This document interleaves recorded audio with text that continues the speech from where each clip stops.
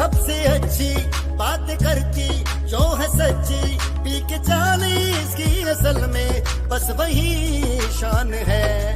मारेंगे सब मिलके नारा, जीत होगी फिर दोबारा, आंखें देखे फिर नजारा, बस यही ख्वाब है, आगे है हमको। बिस्मिल्लाहिर्रहमानिर्रहीम। नाज़रीन, आपका मेज़बान महर सीमाब हाज़िर हूँ। नाज़रीन, जिस तरह के हम इस वक्त हज़ारा में मौजूद हैं, हज़ारा में जिस तरह के आपको मैं बताऊं कि खैबर पख्तूनख्वा में बल्दियाती इलेक्शन के हवाले से जिस तरह के 19 दिसंबर को 17 अज़ला में इलेक्शन होने जा रहे हैं, इस तरह दो मरहले हैं। पहले मरहले में जो है 19 दिसंबर, इसके साथ दूसरे मरहले में जो है वो 16 जनवरी को इलेक्शन होने हैं। तो पहले मरहले में जो इस तरह के हम बताएं कि हज़ारा में हरीपुर भी उन ज़िलों में शामिल है जहाँ पर बल्दियाती इलेक्शन होने जा रहे हैं। तो हम इस वक्त मौजूद हैं एक्स MPA जो है डॉक्टर फ़ायज़ा रशीद, जो कि इस वक्त बल्दियाती इलेक्शन में उम्मीदवार हैं तहसील नाज़िम के लिए। फ़ायज़ा रशीद साहब एक बहुत ही पुरानी और मंजी हुई सियासतदान हैं, तो हम उनसे उनके कैरियर के हवाले सबसे पहले पूछेंगे, फिर इस तरह मज़ीद बात करेंगे। अस्सलाम वालेकुम। अस्सलाम वालेकुम जी। सबसे पहले मैं K2 चैनल का शुक्रिया अदा करती हूँ कि आज वो ज़रिया बने हैं कि मेरी आवाज़ जो है वो मेरे हलके के लोगों तक और हज़ारे तक या पूरे मुल्क तक पहुँच सके। तो जैसा कि आपने बताया है, बल्दियात जो है उन इलेक्शन उनका ऐलान हो चुका है, 19 दिसंबर को हो रहे हैं, और मैं कौमी वतन पार्टी की तरफ से चिराग के निशान के साथ तहसील नाज़िम के लिए कैंडिडेट हूँ, तहसील हरीपुर के लिए। तो जैसे कि आपको पता है कि अब जो थोड़ा सा जो बल्दियाती सिस्टम है उसमें चेंजेस आई हैं, कुछ उसमें से पॉजिटिव हैं, कुछ नेगेटिव हैं। बहरहाल हमेशा इंसान को अपनी जो सोच है या जो उसमें प्लस या पॉजिटिव पॉइंट्स हैं उनको ले करके आगे चलना चाहिए। पूरी दुनिया में जो है यही मेयर सिस्टम है, जो कि ग्रास रूट से शुरू होता है, इख्तियारात ग्रास रूट पे होते हैं, और इसमें ये होता है कि महरूमियाँ थोड़ी कम हो जाती हैं। और जो एक सियासी सिस्टम में पूरे पाकिस्तान में 72 साल से राइज है कि अंग्रेज़ के चले जाने के बाद वही पॉलिसी डिवाइड एंड रूल, लोगों को दड़ों में और जनबों में और बरादरियों में तकसीम करके जो आबादी का 2% है वो वोट लेते रहे हैं। तो मेरे ख़्याल में आज हम 21वीं सदी में दाखिल हो चुके हैं, तो अभी लोगों ने देख लिया कि इन चीज़ों ने उनको कुछ भी नहीं दिया। और एक और जो नेगेटिव पॉइंट था हमारी पॉलिटिक्स में कि 70 की दहाई के बाद इलेक्शंस इतने महंगे कर दिए गए और इलेक्शंस में इतना पैसा इन्वॉल्व हो गया कि एक नॉर्मल पढ़ा लिखा आदमी जो है वो इलेक्शन लड़ने का सोच भी नहीं सकता। बदकिस्मती से आज भी ये प्रैक्टिस हनोस जारी है। लेकिन अगर आप ज़्यादती का, जुल्म का ये सोच के बैठ जाएं कि ये हमारे बस में नहीं है, सारे लोग ये सोच के बैठ जाएं, तो ये सिस्टम कभी भी तब्दील होने का नहीं है। और यही सोच लेकर के हम जैसे जो पढ़े लिखे नज़रियाती लोग हैं वो आगे आते हैं।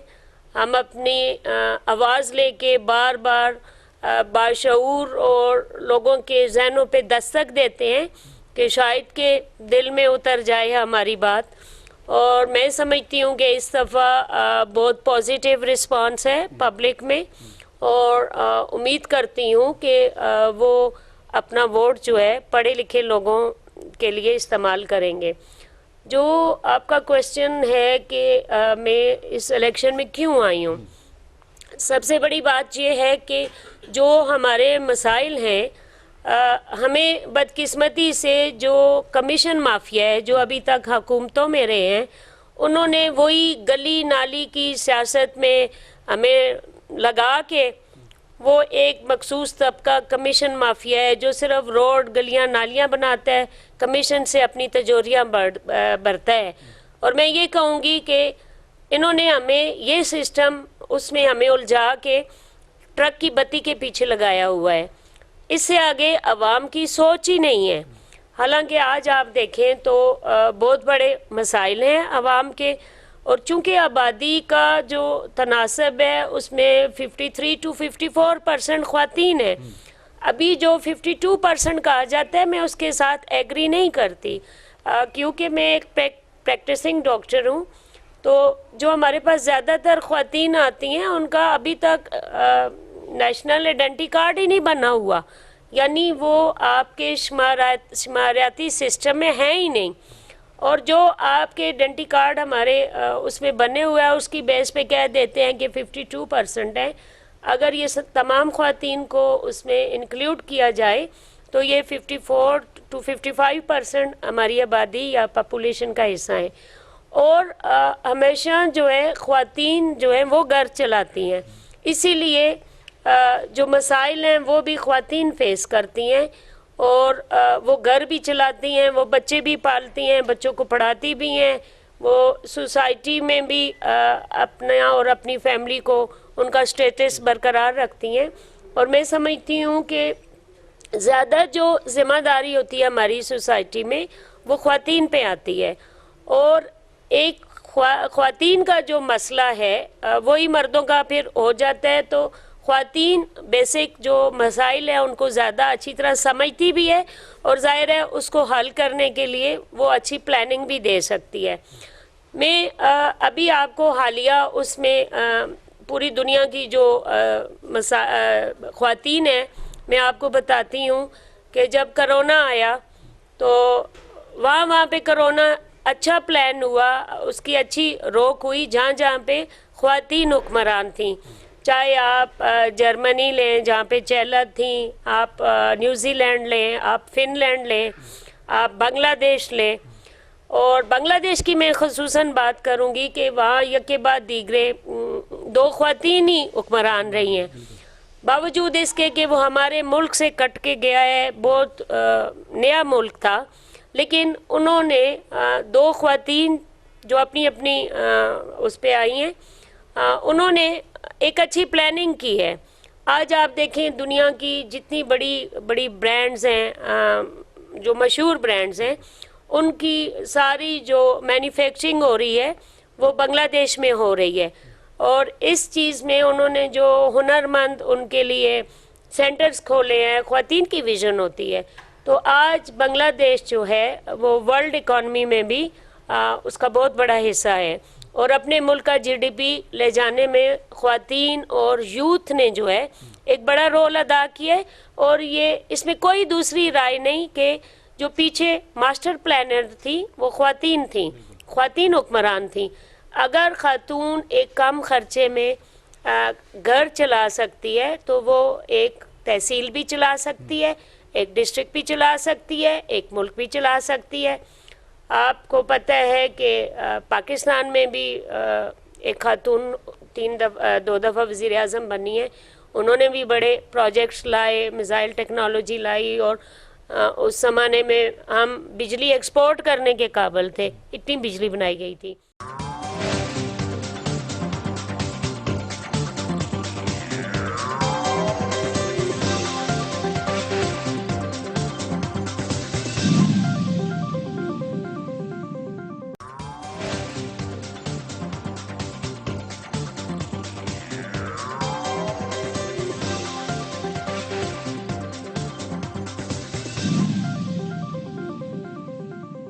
जो है लीडर सबसे अच्छी बात करती, जो है सच्ची पी के चाली इसकी असल में बस वही शान है।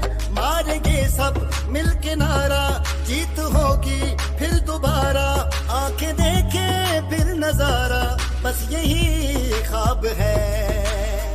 आगे है हमको जाना, अंधेरों को मिटाना। तो मैं समझती हूँ कि ये जो एक पुरानी रुजत पसंदी है कि ख़वातीन को सिर्फ घरों में बैठना चाहिए, मैं उसके साथ एग्री नहीं करती हूँ। और मैं सारी अपनी पब्लिक से, अपने हल्के के तहसील हरीपुर के लोगों से मेरी रिक्वेस्ट आपके चैनल के तवासत से होगी कि वो मुझे वोट करें, उनको मायूसी नहीं होगी। बहुत से लोग मुझसे क्वेश्चन करते हैं कि आप एमपीए रही हैं तो आपने क्या किया है। तो जो पढ़े लिखे लोग आते हैं जिनसे मैं बात कर सकती हूँ, जो मेरी बात समझ सकते हैं, मैंने एमपीए शिप में हरिपुर के लिए बड़े प्रोजेक्ट्स लाए हैं, जिसमें सबसे बड़ा प्रोजेक्ट यूनिवर्सिटी का प्रोजेक्ट है।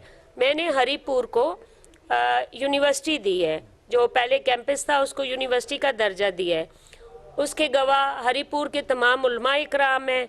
उस वक्त की जो प्रेस क्लब की यूनियन थी उनको मैं गवर्नर हाउस साथ लेके गई थी, वो इस चीज़ के गवाह हैं कि हम जिरगा की सूरत में गए थे और गवर्नर ने by virtue of his post हमारी यूनिवर्सिटी को वो किया था, लॉन्च किया था। दूसरी बात ये है कि पहले हमारे लोगों को बहुत तकलीफ़ होती थी, एबटाबाद जाते थे पासपोर्ट बनाने, तो उस वक्त में जो सियासी जमात में थी वहाँ के जो इंटीरियर मिनिस्टर थे, first day of his taking charge मैंने पहला जो उन्होंने काम किया था, मैंने हरिपुर के लिए पासपोर्ट ऑफिस लिया था। इसके अलावा टीआईपी के जो कॉन्ट्रैक्ट मुलाजमीन थे उनको परमानेंट करने के लिए मैंने नोटिफिकेशन निकाला। इसके अलावा जो उस वक्त के वज़ीर आज़म थे उनसे मैंने फेडरल फंडिंग से 2 कॉलेजेस लिए, जो एक फराला में बने हैं और एक सरायसाला में बने हैं। उसकी पूरी फाइलें जिसको भी चाहिए हो आके मेरे पास दे सकते हैं। उसको कैश करने की और लोगों ने ज़रूर कोशिश की है, लेकिन उसकी कंप्लीट फाइलें जितनी ख़तो किताबत उन दोनों कॉलेजों की हुई है वो मेरे साथ हुई है। वो उस वक्त के पीएम ने मुझे दिए थे। अगली जो है, मैंने women and children unanimously provincial assembly से करारदाद पास करवा के मैंने मंजूर करवाई, जो आजकल दोबारा उसकी रिकन्स्ट्रक्शन हो रही है, एक हिस्से पे ट्रामा सेंटर बन गया। इसके अलावा जो 22 साल से डीएचक्यू मौजूदा डीएचक्यू हॉस्पिटल बन रही थी, वो 22 साल से वो कंप्लीट होने का नाम नहीं ले रही थी, वो मैंने भाग दौड़ करके उसको ऑपरेशनल बनाया। आज आप देख रहे हैं कि वो फुल फ्लैज ऑपरेशनल है। तो ये इसके अलावा दौड़ पार की जो गैस है, जिसमें पिंड आशम खान, सराय नेमत खान और यूसी मनकराय शामिल है, वो मैंने मंजूर करवाई है। उसकी फंडिंग भी रिलीज़ हो चुकी थी। जिस किसी को भी शक हो, कोई इबाम हो, आके मेरे साथ वो पूरी डॉक्यूमेंटेशन देख सकते हैं। ना सिर्फ मेरे पास देख सकते हैं, मैं उनको कॉपीज़ देती हूँ, वो जाके गैस डिपार्टमेंट से कंफर्म कर सकते हैं, वो पीएम जो सेक्रेटेरिएट है उसमें कंफर्म कर सकते हैं कि बाद में टोपी ड्रामा तो बहुत से लोगों ने किया, शोला जलाया, इफ्तिताह किया, ये किया वो किया, लेकिन वो जो गैस प्रोविज़न है वो भी अल्हम्दुलिल्लाह मेरा कारनामा था। और मैं समझती हूँ कि तख्तियाँ लगाने से मैंने जहाँ पे भी, और ये छोटे छोटे वाटर सप्लाई स्कीम्स हैं, ये गलियाँ हैं, ये मैंने बहुत जगहों पे बनाई हैं, लेकिन मैंने कहीं पे भी अपनी तख्ती नहीं लगाई है। उसकी वजह ये है कि मैं समझती हूँ कि ये जो फंडिंग होती है गलियों के लिए, नालियों के लिए, वाटर सप्लाई स्कीम्स हैं, ये अवाम के पैसों से होती हैं। अगर अवाम का पैसा है, अवाम पे लगता है, अवाम के टैक्सों का पैसा, तो फिर मुझे या किसी और को ये हक नहीं पहुंचता कि हम अपने नाम की तख्ती उस पे लगाएं। मैं इस चीज़ की सख्त खिलाफ हूँ। मैंने जितने काम करवाए हैं मैंने कहीं अपनी तख्ती नहीं लगवाई।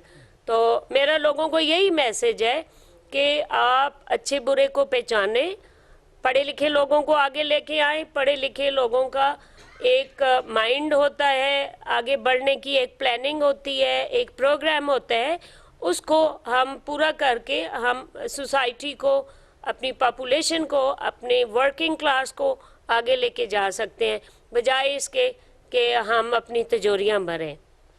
बिल्कुल, जिस तरह भी आपने कहा मैडम, तहसील निज़ामत के लिए जिस तरह आपने काम गनवाए, अपने एमपीए लेवल के जितने काम थे, मेगा प्रोजेक्ट्स में आते हैं ये हरीपुर की। बिल्कुल, तो इस तरह अगर आप देखें इस वक्त हरीपुर की 3 तहसीलें हो गई हैं। डाइवर्ट पहले 2 थी, पिछली अगर हम बल्दियात की बात करें उस वक्त 2 तहसीलें थी। आप अभी खड़े हैं, तो आपके मुकाबले जितने कैंडिडेट खड़े हैं, तो आप क्या समझती हैं कि आवाम को, बल्दियात को अभी, अब जिस तरह आपने कहा कि आपको सूबाई MPA रही हैं आपको एक्सपीरियंस है, तो इसमें आप एक लास्ट में एक मैसेज आवाम को क्या देंगे कि आप क्या उनके लिए बल्दियात में कर सकती हैं, और इससे पहले बल्दियात में आप क्या समझती क्या होना चाहिए था और नहीं हुआ, तो उसके हवाले से क्या मैसेज देना चाहती हैं? जी, सबसे पहले बहुत अच्छा आपने क्वेश्चन किया है। सबसे पहले बात यह है कि बल्दियात में चूँकि बेसिकली जो म्यूनसिपैलिटी से रिलेटेड जितनी चीज़ें होती हैं उसको कंसिडर किया जाता है, और बेसिक जो फंडिंग होती है वो इन्हीं कामों के लिए होते हैं। सबसे पहले जो मेरा नुक्ता एतराज़ है वो ये है कि इसमें बेइंतहा करप्शन हुई है। ठीक है, मसलन 20,000 की गली बनी है तो 20 लाख शो किया गया है डॉक्यूमेंट्स में, और वो बाकी के पैसे तिजोरियों में लोगों की जेबों में गए हैं, लोगों के पेट उससे बड़े हैं। दूसरी बात यह है कि बार बार ख्वाम में सड़कें, गलियां, नालियां बार बार उखेड़ के फिर बनाई गई हैं। ठीक है, क्योंकि उखेड़ने के अलग पैसे होते हैं, बनाने के अलग होते हैं। तो पहली बात तो ये है कि ये चीज़ जो है वो नहीं होगी। दूसरी बात ये है कि आप देखें कि हरिपुर एक प्लानिंग के तहत सिटी था, इसमें 5 नहरें थीं जो पूरे सिटी की जो फिल्थ है वो बाहर निकालती थी। आप देखिए उस पर कितने तजावज़ात हो चुके हैं। और सबसे जो बड़ी बात है जो इसका अफसोसनाक कि हरिपुर जो बागों का शहर था वो बागात ख़त्म हो गए हैं, पॉल्यूशन हो गई है, और हरिपुर के अंदर ग्रीनरी बिल्कुल ख़त्म हो गई है। जो बच्चों के ग्राउंड थे वो ख़त्म हो गए हैं, उन पे सारा कमर्शियल चीज़ें बन गई हैं। इसके अलावा जो 5 नहरें थीं जो हरिपुर की फिल्थ को लेके जाती थी, हरिपुर के आगे खेतों को सैराब करती थी, आप देखें आज वो शॉपर से भरी हुई हैं।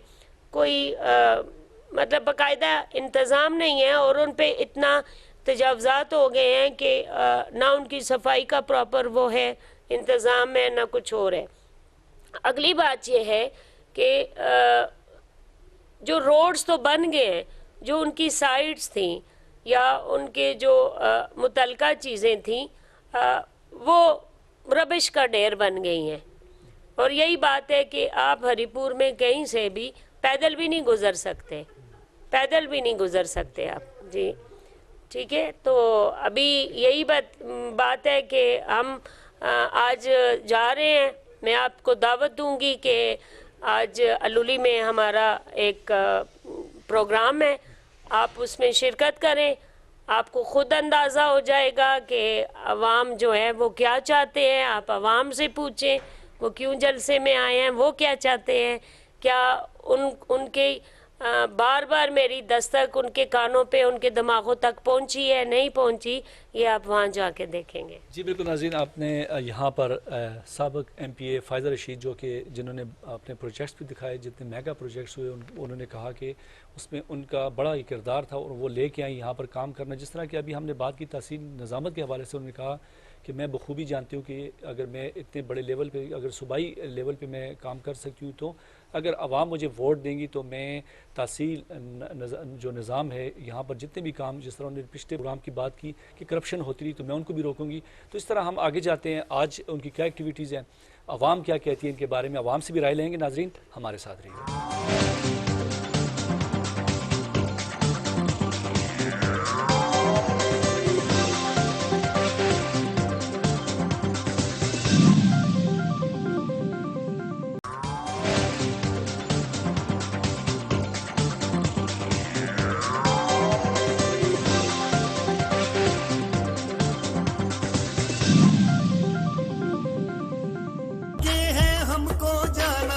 अंधेरों को मिटाना, चराग पे मोहर लगाना, सबके सामने आएगी आएगी आई फ़ायज़ा नशीन। कौमी वतन पार्टी की है जो हर दिल अज़ीज़। आएगी आएगी आई फ़ायज़ा नशीन। कौमी वतन पार्टी की है जो हर दिल अज़ीज़। आएगी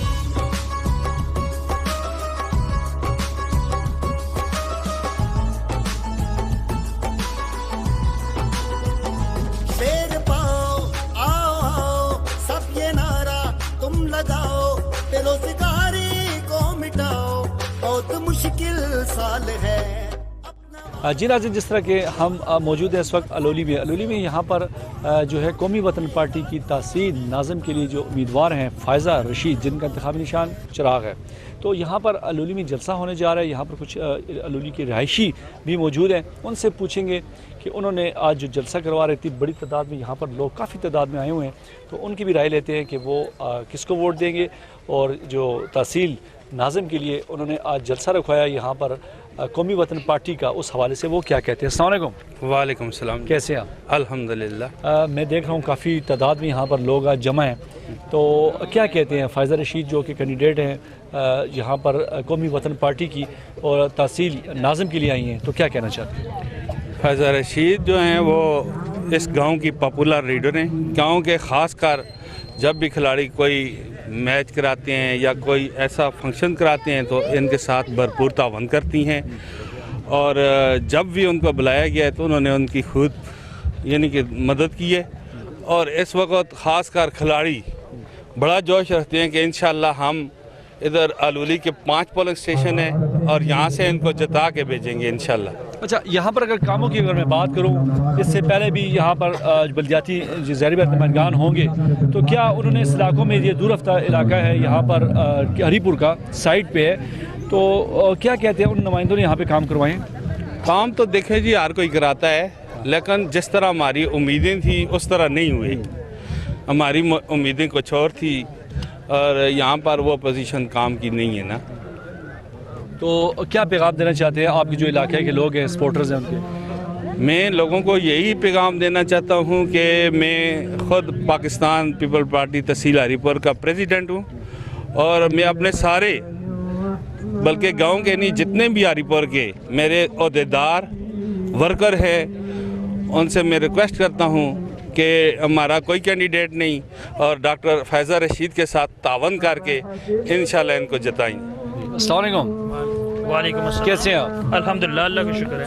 आप जो इलेक्शन होने जा रहे हैं तहसील नाज़म के लिए, जिस तरह के यहाँ पर कौमी वतन पार्टी की फ़ायज़ा रशीद आज आपके इलाके में आई हुई हैं, तो आप क्या कहते हैं उनके हवाले से? एक तो ये कि डॉक्टर साहब हमारे साथ पहले भी बहुत सारे काम किए हुए हैं हमारे, ठीक है, क्योंकि जब हमने पहले एक बार हमारा यहाँ पे एक टूर्नामेंट हुआ था, डॉक्टर साहब ने उसमें हमें बहुत बड़ी कुर्बानी दी है। ये कि एक तो वो लेट हो गया था, ठीक है, बहुत सारा टाइम डॉक्टर साहब ने तकरीबन 12 बजे तक वो रात को हमारे साथ बैठी रही हैं, ठीक है। मतलब आप ये चाहते हैं कि देखिए बल्दियात में आपको अवामी बंदा चाहिए, वो टाइम देती हैं आवाम को, ठीक है, उन्होंने हमें पहले भी टाइम दिया, आपने सिलेक्ट किया है जी बिल्कुल।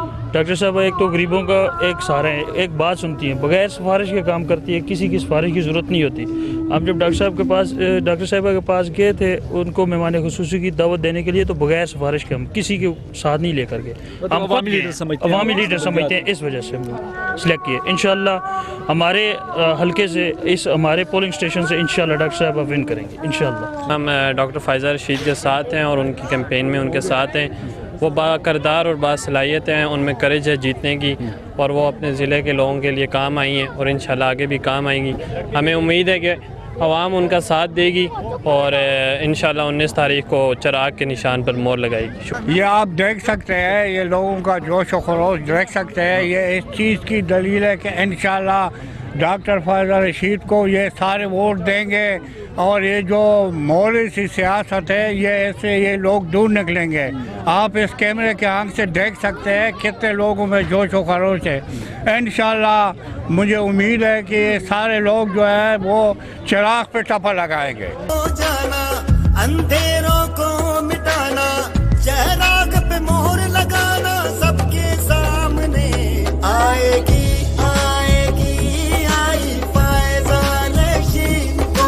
वतन पार्टी की है जो हर दिल नज़ीर आएगी आई फ़ायज़ा रशीद। जी नाज़रीन, जिस तरह के अलौली में यहाँ पर इंतखाबी जलसा हुआ कौमी वतन पार्टी की तहसील जो कैंडिडेट थी यहाँ पर फ़ायज़ा रशीद, उनसे पूछते हैं, वक्त बहुत कम है तो वो क्या तासरात रखती हैं कि उनको यहाँ पर आई, उनको कैसा लगा? जी मुझसे ज़्यादा तो आप अपने तासुरात बता सकते हैं, आप लोगों के चेहरों पे पढ़ सकते हैं कि ये लोग पुरजोश हैं और ये चाहते हैं कि इनके काम हो पढ़ी लिखी क़यादत आए। ये चाहते हैं कि ये जो रवायती सियासत है ये उसको तर्क करना चाहते हैं। ये चाहते हैं कि इनके पैसे जायज़ तरीके से इन पे खर्च हो, करप्शन का ख़ात्मा हो, तिजोरी माफिया का ख़ात्मा हो, और ये जो इन पे लोग मुसल्लत हैं ये उनको आप हटाने के लिए ये टीम आपको तैयार नज़र आती है। आज आपका पहला जो है जलसा था इंतखाबी, तो क्या कहते हैं लोग किस तादाद में आए? आप बताएं, हमारी कैमरे का आपने तो देखा। देखें, अलूली जिस तरह छोटा सा गांव है, उस हिसाब से मैं समझती हूँ कि सब ने अपनी हाज़िरी यकीनी बनाई है और नज़र आ रहा है कि लोग जो हैं वो हमारी जीत के ख्वाह हैं। Thank you. जी नाज़रीन, बिल्कुल जिस तरह आपने हमारे आज का प्रोग्राम देखा जिसमें हमने फ़ायज़ा रशीद जो कि कौमी वतन पार्टी की यहाँ पर तहसील जो है नाज़म के लिए, निज़ामत के लिए वो कैंडिडेट थी, लोगों का जोश और वलवला आपने देखा। मैं उम्मीद करता हूँ आपको आज का प्रोग्राम पसंद आएगा। नाज़रीन, इस तरह हम आगे भी इनके साथ मुख्तलिफ़ जगहों पर जाएँगे। आज के वक्त जो आज का प्रोग्राम है उसका वक्त ख़त्म होने जा रहा है। अगले प्रोग्राम के साथ फिर हाज़िर होंगे। अपने मेज़बान महर सीमा आपको इजाज़त दे, दुआ में याद रखें। अल्लाह हाफ़िज़।